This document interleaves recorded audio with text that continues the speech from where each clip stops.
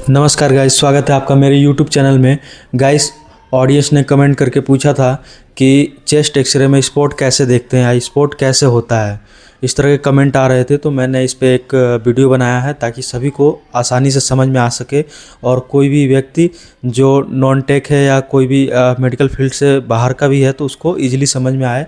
इसलिए मैंने आज एक वीडियो बनाया है। आप इसको ज़्यादा से ज़्यादा लाइक, शेयर, सब्सक्राइब कीजिए अगर आपको ये वीडियो पसंद आए तो। गाइस देखिए, एक चेस्ट एक्सरे है, इस तरह से होता है। ठीक है, इसमें हम सबसे पहले देखते हैं कि पेशेंट का, जिस पेशेंट का होता है उसका नाम इसमें लिखा है कि नहीं, क्योंकि सारे एक्सरे सीट ऐसे ही निकलती है। ठीक है, चाहे पेशेंट कोई भी हो, एक्सरे सीट ऐसे ही निकलेगी, तो उसमें चेंज होने के ज़्यादा चांस होते हैं। तो इसलिए हम सबसे पहले यहाँ पर नाम लिखा होता है नीचे।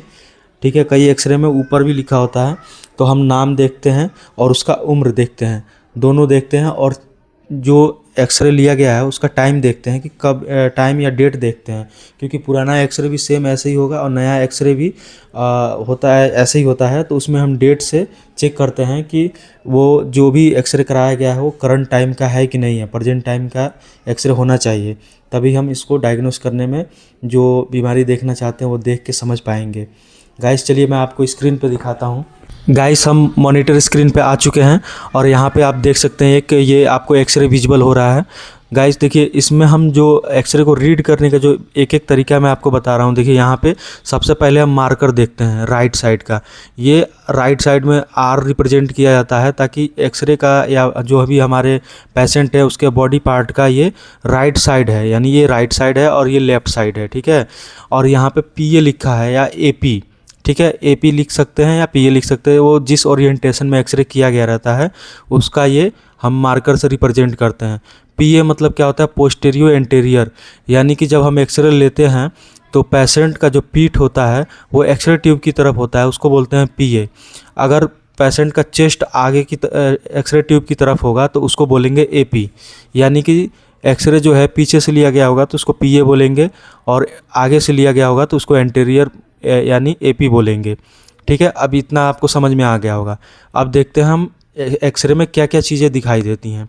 तो देखिए, सबसे पहले यहाँ पे देखिए आपको ये जो है वर्टिब्रल कॉलम दिखाई दे रहा है, रीढ़ की हड्डी जो है। ठीक है, इसके अलावा आपको ये जो दिख रहा है कॉलर बोन, जिसे क्लेविकल या हंसुली बोलते हैं हिंदी में। और यहाँ पे आप देखिए शोल्डर का ये पार्ट दिखाई देता है, स्केपुला बोन दोनों तरफ दिखाई देगा। उसके अलावा जो है आपको ये जो रिब्स होती हैं, पसलियाँ जिसे हम बोलते हैं, उसके बाद हमें ये हार्ट शैडो दिखाई देती है। यहाँ पे देखिए ये लेफ़्ट साइड में होता है। ये आप एक्सरे को पहचानने का जो अगर मार्कर नहीं लगाया गया है, इसमें आप देख सकते हैं ये लेफ़्ट साइड में हार्ट होगा। और किसी किसी पेशेंट में डेक्स्ट्रोकार्डिया जो होता है, वो हार्ट जो होता है वो राइट साइड में शिफ्ट हो जाता है, तो ये राइट साइड में शिफ्ट होगा। इसीलिए हम जब भी एक्सरे करते हैं तो मार्कर लगाना ज़रूरी होता है, जिससे कि हम जो डेक्स्ट्रोकार्डिया है उसकी पहचान अच्छे से कर पाएँ और कोई भी एनाटॉमी जो है मिसअंडरस्टैंडिंग ना हो जाए। इसके लिए हम मार्कर लगाते हैं और लगाना ज़रूरी होता है गाइस। और यहाँ पे देखिए आपको ये जो है लीवर है। ठीक है, ये राइट साइड में लीवर होता है, तो यहाँ पे आप लीवर का शैडो देख सकते हैं और यहाँ पे लेफ़्ट साइड में स्टमक का देख सकते हैं। ठीक है, अब यहाँ पे देखिए जो ज़रूरी चीज़ होता है, हम जो चेस्ट एक्सरे करते हैं वो लंग्स के लिए करते हैं, फेफड़ों के लिए करते हैं। तो ये हमारा राइट लंग्स है और ये लेफ़्ट लंग्स है। ठीक है, इसका ये अपेक्स पार्ट होता है, ये इसका जो होता है बेस पार्ट होता है, जिस पे डायफ्राम, जहाँ पे डायफ्राम होता है। और ये इसका सीपी एंगल हो गया राइट साइड का, और ये लेफ़्ट साइड का सीपी एंगल। तो इसमें जो हम बीमारियों को जो पकड़ते हैं वो इन सीपी एंगल की वजह से, या जो लंग का जो ये एरिया होता है और जो हमें एक्सरे में दिखाई देता है। तो देखिए लंग्स में जो है एयर भरा होता है और एक्सरे में जो है एयर जो है ब्लैक दिखती है। यहाँ पे देखिए खाली जगह है, ब्लैक है, यानी यहाँ पे कुछ नहीं है, यानी हवा है।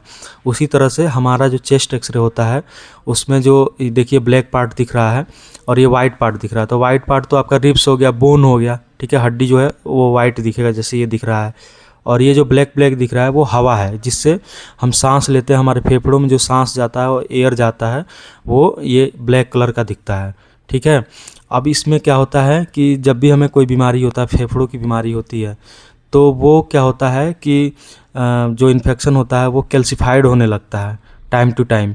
और बैक्टीरिया ग्रोथ की वजह से जो है टिश्यू जो होता है डेंसिटी बदल जाती है, जैसे कि पानी बन जाता है कभी कभी चेस्ट एक्सरे में, या गांठ बन जाती है और स्पॉट बन जाते हैं। जैसे यहाँ पे देखिए कैल्शियम डिपॉजिट हो गया है, तो ये गांठ मतलब इस तरह से दिखाई दे रहा है, कैल्सिफाइड दिखाई दे रहा है, सफ़ेद दिखाई दे रहा है।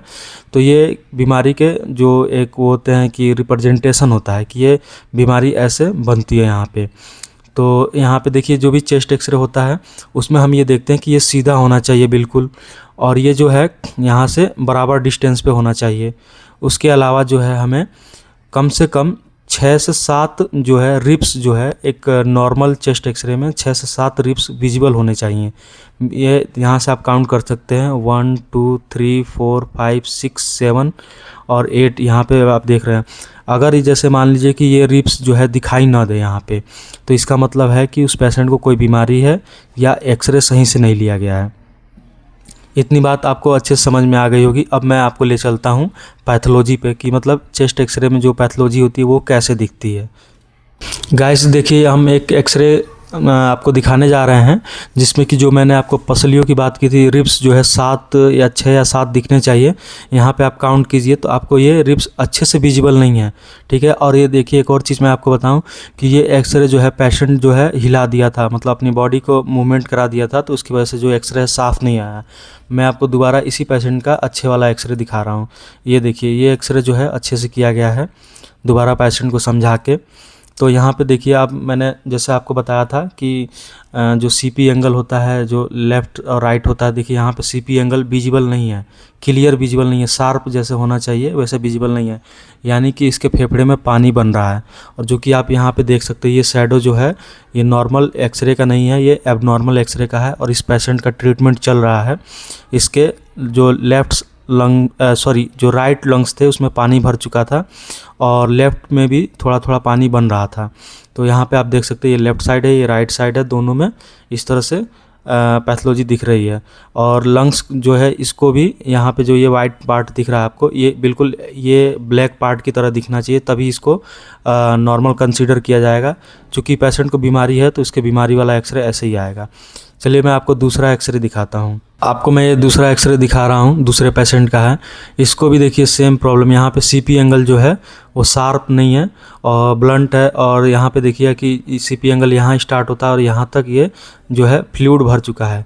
इस पेशेंट को चोट लगा था और इसको न्यूमोथोरैक्स, देखिए यहाँ पे इसका जो ब्लैक तो दिख रहा है लेकिन ये अलग तरीके का है। और इसमें देखिए दूसरे लंग के कंपेयर में ये अलग तरीके का ब्लैक दिख रहा है, मतलब इसको चोट लगा है और इसके न्यूमोथोरैक्स की प्रॉब्लम आ गई है और इसमें जो है पानी भी बन रहा है।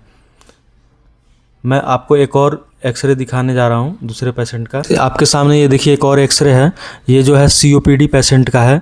सीओपीडी पेशेंट में आप देखिए लंग्स जो फील्ड है वो क्लियर नहीं है और प्रॉपर विजिबल नहीं है लंग्स फील्ड जो है।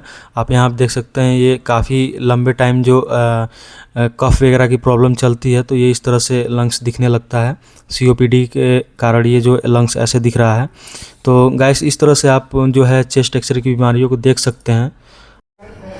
गाइस उम्मीद करते हैं आपको वीडियो पूरा समझ में आया होगा।